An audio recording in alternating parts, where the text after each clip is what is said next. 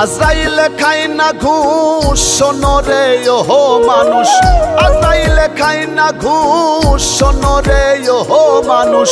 কি হইব কালো টাকার পাহাড় গড়িয়া, আইসো খালি যাইবা খালি 3 টুকরা কাপড় লইয়া। হে আইসো খালি যাইবা খালি 3 টুকরা কাপড় লইয়া।